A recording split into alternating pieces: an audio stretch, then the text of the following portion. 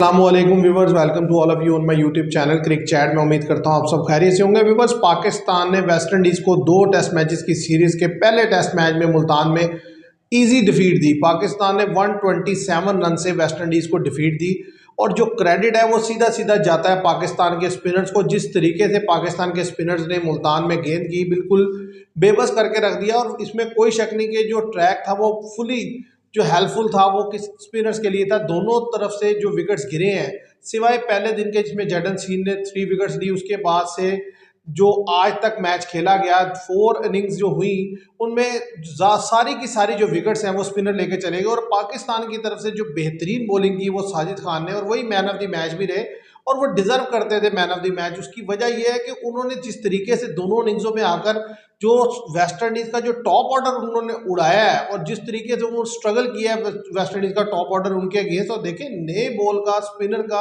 अच्छा गेंद करना बड़ा मायने रखता है। वेस्ट इंडीज़ और पाकिस्तान दोनों के पास 3-3 स्पिनर थे, लेकिन जो वाज़ेह डिफरेंस रहा वो रहा साजिद खान की excellent bowling, specially top of the order जो आके उन्होंने गेंद की।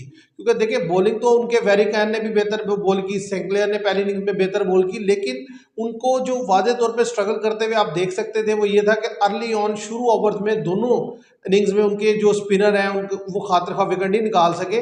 फास्ट ने जैडन सील ने निकाली, लेकिन बाद में स्पिनर ने आकर डोमिनेट किया पहली इनिंग्स में। और सेकंड इनिंग्स में भी आप देखें तो बाद काफ़ी देर के बाद जाके स्पिनर ने जो है अपना रोल प्ले किया। लेकिन पाकिस्तान की तरफ से साजिद खान एक ऐसे स्पिनर साबित हुए कि जिन्होंने आते ही 3-3 4-4 विकेट्स निकाल के दी, तो वहीं पे टीम बैकफुट पे चली जाती है और मैच आपके हाथ में आ जाता है। तो आप पाकिस्तान की जीत को कैसे देखते हैं कि देखिए, लगातार पाकिस्तान ने तीसरी जीत दर्ज कर दी है आज, यानी कि वेस्ट इंडीज़ को हरा करके होम सॉइल पर ये लगातार पाकिस्तान की तीसरी जीत है।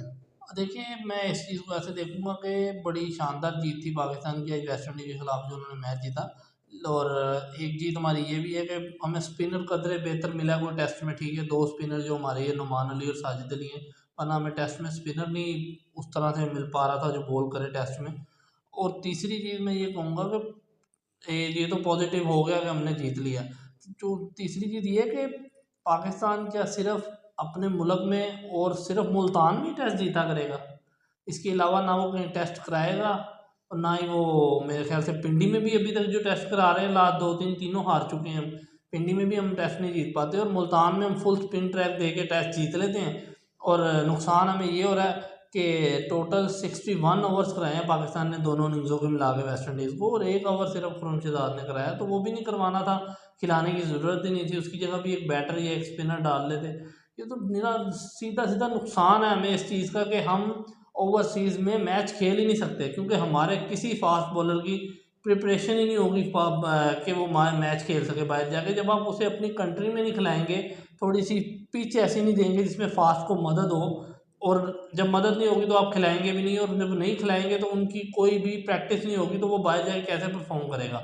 स्पिनर तो आपका ठीक है, बाहर तो आप एक स्पिनर खिला सकते हैं, या बाहर 3 स्पिनर से जाके मैच जीतना है हमने, बाहर तो एक स्पिनर ही खिलाया जाएगा ना। असल में जो स्ट्रैटेजी है ना पाकिस्तान की, उसको समझना बड़ा मुश्किल है। देखें, एक तरफ जो यानी कि अपनी कंडीशन है उसमें वो लेते हैं स्पिन एडवांटेज, और ठीक है, ये हक भी बनता है। अब लेकिन वो स्पिन एडवांटेज इस लेवल का ले रहे हैं कि आप देखें, आपने जैसे मेंशन किया कि 61 ओवर्स हुए और उसमें से 1 ओवर जो है फास्ट करता है, बाकी सारे ओवर जो है वो स्पिनर करते हैं और साजिद खान अटैक कर रहे हैं। अच्छा, अब साजिद खान अटैक कर रहे हैं, यानी कि आपको ये लगता है कि साजिद खान सिर्फ और सिर्फ मुल्तान में अच्छी गेंद कर सकते हैं, या सिर्फ पाकिस्तान में? जैसे ही साउथ अफ्रीका आप ट्रैवल करते हैं, आपने साजिद खान को अनाउंस नहीं किया, ठीक है, नुमान अली भी अनाउंस होता और खेलता वो भी नहीं है, खेलता वो भी नहीं। तो आप इसका मतलब ये समझ रहे हैं कि ये जो दोनों लड़के आपके पास स्पिनर हैं, ये सिर्फ और सिर्फ इतने ही काबिल हैं कि ये पाकिस्तान में खेल सके या ये मुल्तान में खेल सके। अदरवाइज आपके पास ये नहीं है कोई प्लान के, मतलब आप अगर इन्हें बाहर लेके जाएं तो टेस्ट में भाई सब टीमें एक स्पिनर तो यूज करती है ना, तो आप क्यों नहीं? अब देखिए ना, वहां जाते हैं आप 3 या 4 जो भी खिलाते हैं फास्ट खिला लेते हैं, यहाँ पे सारे स्पिनर खिला लेते हैं। भाई एक मिक्स करके नहीं आप खेल सकते? देखिए, कम्बिनेशन नहीं है, ठीक है। आपने अजीब सी स्ट्रेटजी बनाई हुई है हमारे बोर्ड ने कि पाकिस्तान में खेलना है तो टोटल स्पिनर से खेलना है, बाहर जाना है तो टोटल फास्ट से खेलना है। हमने आज तक अपनी ज़िंदगी में इस तरह का कोई टेस्ट नहीं देखा या 4 स्पिनर ही डाले हुए हों या 4 फास्ट ही डाले हुए हों। हमने जब भी देखा है, जितनी मर्जी फास्ट पिच हो, एक स्पिनर से टीम लाजमी जाती है।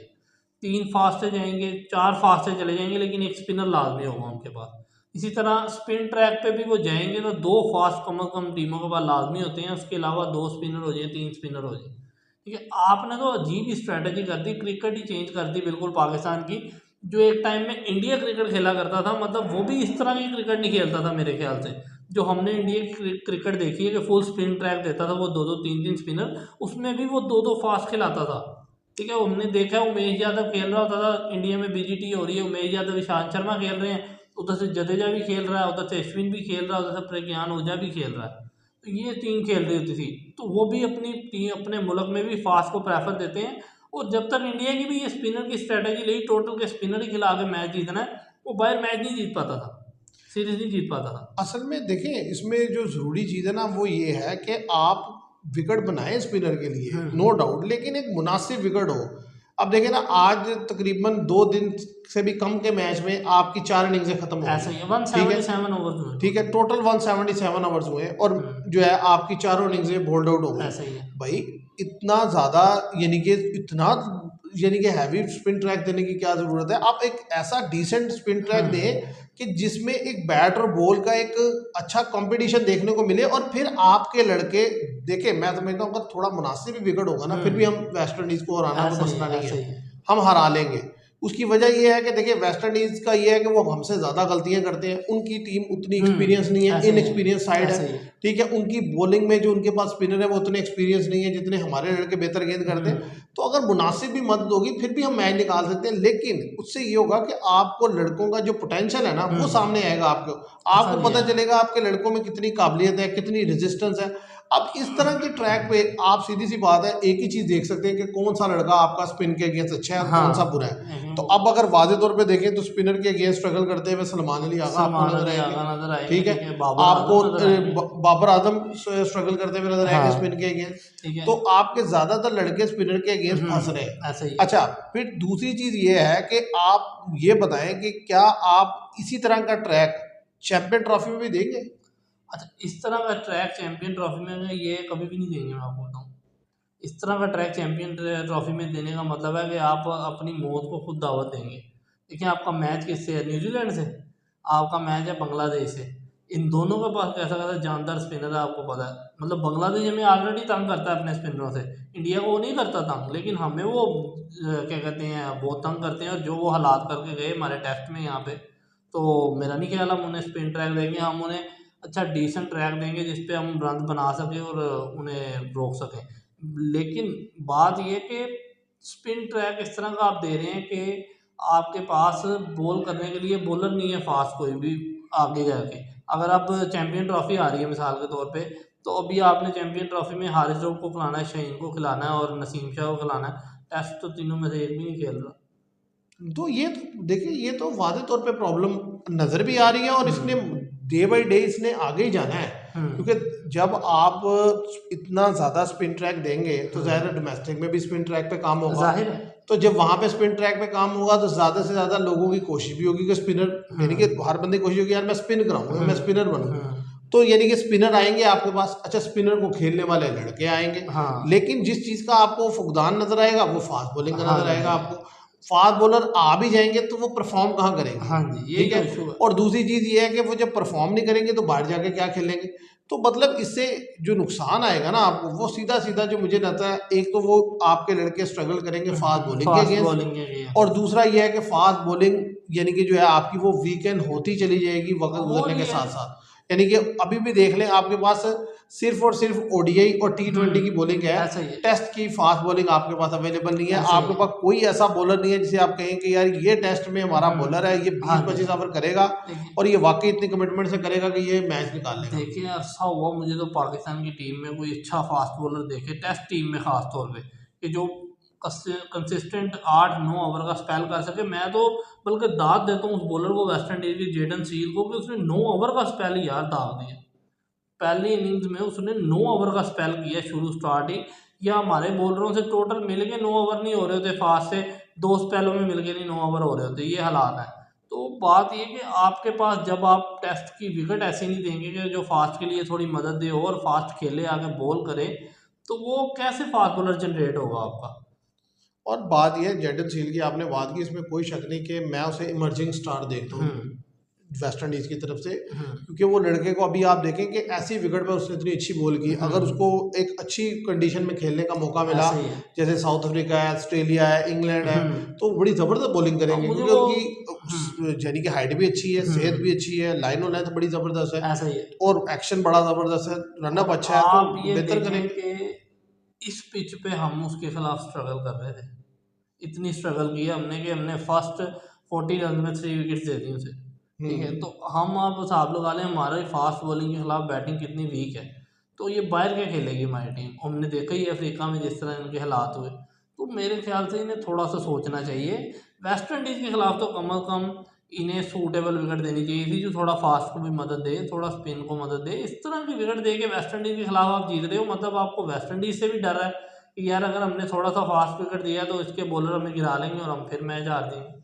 और एक चीज़ ये भी आपको देखनी होगी ना कि जो इंग्लैंड के खिलाफ मैच था, मेरा ख्याल है वो भी 2 टेस्ट मैचेस मुल्तान में ही थे जो दोनों जीते हमने, ठीक है, और ये भी हमने यहाँ मुल्तान में जीता। जब हम यहाँ से बाहर जाएंगे, मतलब यानी कि लाहौर खेलेंगे, कराची खेलेंगे टेस्ट मैचेस जो आने वाले यानी कि साइकिल में पिंडी, तो क्या हम उधर भी इतनी यानी कि accurate spinner friendly pitch prepare कर पाएंगे?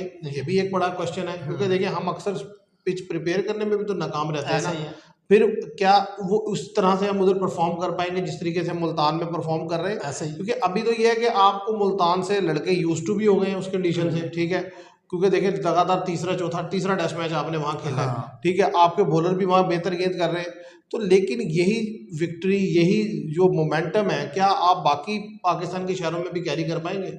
अच्छा, उसमें मैं आपको ये बताऊं कि नेक्स्ट सीरीज एक तो हमारी आने वाली है, ठीक है, वो जिनसे आने वाली है उनके पास स्पिनर भी बड़े अच्छे हैं, ठीक है, तो मुझे यहाँ तक जो इशू जो मुझे लगता है, एक तो जब हम जाएंगे पिंडी, लाहौर और कराची में, तो यहाँ पे एक तो पिच खास तौर पर पिंडी की पिच को जितना मैंने देखा है, पिंडी में इतना स्पिन ट्रैक कभी भी नहीं होता, ठीक है, और पिंडी में हम जिस तरह से मार खा रहे हैं पिछले 2-3 सालों से, 600 700 रन खा लेते हैं पहली नींद में सामने की टीम से, तो मेरा नहीं ख्याल पिंडी में भी हम उस तरह परफॉर्म कर पाएंगे। हाँ, अगर आपने जीतना है तो आपकी स्ट्रेंथ जो शुरू से रही है उस पर काम करना होगा, दोबारा आपको अपने फास्ट बॉलरों को दोबारा बनाना होगा, विकेट थोड़ी सी मीडियम, ऐसी इतनी तेज़ नहीं कि मतलब दोनों से ही ना खेला जाए, एक नॉर्मल विकेट दे जिसमें फास्ट के लिए हेल्प हो, अगर अच्छा फास्ट बॉलर तो वो विकेट निकाल सके, तो कम अज़ कम फास्ट बॉलर के लिए जान होनी चाहिए। स्पिनर तो आप यार 2 स्पिनर से ज़्यादा मेरे ख्याल से आपको स्पिनर डालना समझ से बाहर है, मतलब आप 3 स्पिनर डाल के मैच खेल रहे हो यार, आप बाहर जाओगे तो क्या करोगे फिर। और सबसे बड़ा मसला ये है ना कि आप उन स्पिनर्स को भी कोई खातिर ख्वाह, यानी कि उनके ऊपर भी ये छाप लगा रहे हैं कि शायद सिर्फ ये पाकिस्तान या मुल्तान में परफॉर्म कर सकते हैं, क्योंकि बाहर तो आप उन्हें किसी जगह खिला नहीं रहे। आप देखना ये है कि जो अगला साइकिल आएगा उसमें जो पाकिस्तान बाहर जाएगा खेलने के लिए, तो क्या इन 2 स्पिनर्स को, देखिए इब्रार अहमद को मैं टेस्ट में तीसरे नंबर पे कंसीडर करता हूँ, जिस तरीके से परफॉर्मेंस दी है साजिद खान ने और नुमान अली ने, तो इन ये दोनों लड़के डिजर्व करते हैं कि इनको ओवरसीज में भी चांस दिया जाए। आपको याद होगा इंडिया जब स्पिनर फ्रेंडली पिचेस पे जाता था ना, तो फिर वो स्पिनर पे इतना रिलाई करता था, वो इवन ऑस्ट्रेलिया में 2 स्पिनर से जाता था, ठीक है, एक जडेजा एक अश्विन, दोनों डाल लेता था, जडेजा से ज़ाहिर उन्हें बैटिंग का एडवांटेज मिल जाता था। तो आपके पास तो ये मसला है कि आप फिर वहाँ स्पिनर से नहीं जाते हैं, फिर वहाँ आप जाते हैं फास्ट से, तो जब फास्ट आपने प्रोड्यूस ही नहीं किए होंगे तो वो वहाँ जाके कैसे आप इसका नुकसान मैं आपको बताता हूँ क्या हुआ। आप देख लें कि अफ्रीका की सीरीज उठा के देख लें, आपको मजबूरन अब्बास को अनाउंस करना पड़ा, ठीक है, आज जो 2-3 सालों से बाहर बैठा हुआ है, 4 सालों से, आपको उसे अनाउंस करना पड़ा। आपको नसीम शाह को खिलाया आपने उसकी परफॉर्मेंस देखी, क्यों? क्योंकि वो टेस्ट खेल नहीं रहे, तो उनकी बॉलिंग इतनी बुरी थी, ऐसा लगा जैसे वो खुद नहीं खेलना चाह रहे टेस्ट। और अब्बास का इशू ये है कि अब्बास को आप 4 साल बाद वापस इसलिए लेके आए, मुझे तो लगता है आपके पास टेस्ट का बॉलर कोई नहीं था, कि आपकी मजबूरी बन गई कि यार अब किसी को तो खिलाना है तो इसे अनाउंस कर दें, ठीक है, ये चीज़ हो सकती है। मुझे नहीं लगता अदरवाइज आप अब्बास को क्यों वापस लेके आए। परफॉर्मेंस की बात अगर आप करेंगे, परफॉर्मेंस पे लेके आए, परफॉर्मेंस तो पिछले 6 सालों से दे रहा है वो लगातार। और नहीं, ये तो वाज़ेह चीज़ें होती हैं, हम जो है ना, यानी कि बस जब स्क्वाड सेलेक्ट करते हैं किसी भी जो ओवरसीज टूर के लिए या पाकिस्तान के लिए, वो वो एक अलग ही माइंडसेट से जाते हैं। हाँ देखिए जी। यहाँ के लिए तो अब हम, क्योंकि हमें इसमें कामयाबी मिल गई है तो हमने अब ये प्लान बना लिया है। अब ये प्लान पे हम उस वक्त तक एग्जीक्यूट करते रहेंगे जब तक हमें इसके अगेंस्ट कोई रिएक्शन नहीं आएगा, यानी कि हमें इसका कोई सेटबैक ना देखना पड़े या हम खुद फंस जाए किसी दिन ऐसे ही स्पिन के आगे, तो फिर हम सोचेंगे नहीं यार ये भी थोड़ा होना चाहिए। देखिए बात ये होती है कि आप जो है ना, जिसे कहते हैं ना मॉडरेट टाइप के विकेट्स बनाते हैं कि जिसमें आप चेक कर सकें अपने लड़कों का भी पोटेंशियल, कि भाई थोड़ा सा फास्ट के लिए भी मदद हो, स्पिनर भी वक्त गुजरने के साथ साथ परफॉर्म करता जाए और आपके बैटर भी अच्छा परफॉर्म करे। अब ये तो सीधा सीधा ये ट्रैक है कि आपने टॉस जीता, टॉस जीत कर आपने रन लगा दिया। अब दूसरी टीम एक तो इनएक्सपीरियंस है, ठीक है, दूसरा हर गुजरते टाइम के साथ विकेट जो है खराब से खराब तो होता गया।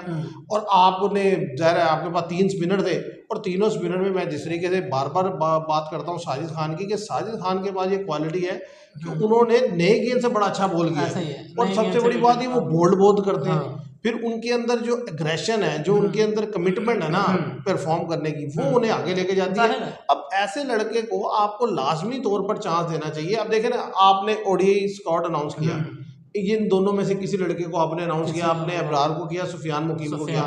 भाई ये दोनों लड़के टेस्ट में अच्छी बॉल कर रहे हैं, इनको अगर किसी एक को आप चांस देके देखें, हो सकता है ओडीआई में भी आपको बेहतर परफॉर्म टेस्ट कर दे। गेम में परफॉर्म करने वाला बॉलर हमेशा वनडे क्रिकेट खेलता है। ठीक है, अब ये पाकिस्तान में अजीब ही लॉजिक है, ना नुमान अली को अनाउंस किया है, ना ही आपने साजिद खान को अनाउंस किया है। और सीधी बात है कि अब वो, मैं एक चीज़ जो मैं काफ़ी अरसे से देख रहा हूँ कि क्रिकेट में जितनी अब तब्दीली आई है, जितना बदलाव आया क्रिकेट में, बैटिंग तो एक साइड पे कर देना, बड़ा बैट्समैन अब किसी टीम के लिए भी जनरेट करना बड़ा मुश्किल है जो लंबे अरसे तक खेल सके, क्योंकि अब लीग जितनी है, T20 गेम है, तेज गेम है। लेकिन जो एक चीज़ मैं देख रहा हूँ, हर छोटी बड़ी टीम के पास अच्छे पेस बॉलर हैं। ठीक है, बांग्लादेश जैसी टीम के पास नहीद राना 150 की गेंद कर रहा है। ठीक है, इंडिया के पास जसप्रीत बुमराह है और उमेश यादव है, ठीक है, मोहम्मद शामी है। इस तरह ऑस्ट्रेलिया के पास है। हमारे पास जिस टाइम में टीमों के पास फास्ट बॉलर नहीं होते थे, उस टाइम में हमारे पास फास्ट बॉलर थे, और आज जब टाइम है फास्ट बॉलर का तो हमारे पास 150 की पेस का बॉलर कोई नहीं। नहीं वो जाहिर है, देखिए पीछे बैकएंड पे जो चीज़ें काम कर रही होती है वो सारे ही अपना रोल प्ले करती है ना। आप देखें कि ये जो पीएसएल आपका शुरू होने वो होगा, यानी कि चैंपियन ट्रॉफी के बाद, तो आपने इसमें जो लड़के हैं जो लिए हैं उनमें से 2-3 फास्ट बॉलर ऐसे हैं जिन्हें आपने नज़रअंदाज किया है, जिसमें शाहनवाज धानी है, जिसमें एहसानुल्लाह है, इवन एक मूसा खान है। तो अब ये तीनों का इग्नोर किया गया, तो इसका मतलब है वादे तौर पे फास्ट बॉलिंग के जो आपके जो ऑप्शंस थे उनमें जो लड़के, मतलब ये वो हैं जिनको आपने प्रीवियसली डेब्यू भी करवाया है। तो आज ये इस काबिल भी नहीं है कि ये पीएसएल में किसी टीम की नुमाइंदगी कर सके। तो बात यह है कि व्यूअर, जीत तो पाकिस्तान ने हासिल की और ठीक है, क्योंकि एक तो इस सीरीज का कोई खातिर इम्पैक्ट नहीं है, क्योंकि ज़रा आप WBC साइकिल से हो गए हैं बाहर। लेकिन यह है कि क्योंकि पाकिस्तान ने जो देखा जाए तो प्रीवियस ईयर जिस तरीके से बांग्लादेश से 2-0 हार गए थे, तो उसके बाद से ये है कि जब इंग्लैंड से हारे तो फिर एक प्लानिंग बनाई है, अब इसके ऊपर ये काम करके इन्होंने लगातार तीसरा टेस्ट मैच जीत लिया है। तो ठीक है, आप इसको कैरी ऑन करें, आप मजीद जीत दर्ज करते जाएं, लेकिन इसका जो इम्पैक्ट आमिर ने जिस तरीके से बताया, जो हमने बात की कि भाई इसका ये इम्पैक्ट तो आने वाला है कि आपका जो फास्ट बॉलिंग है वो डे बाय डे वीक होती चली जाएगी, और वो नज़र आ रहा है, सबको नज़र आ रहा है।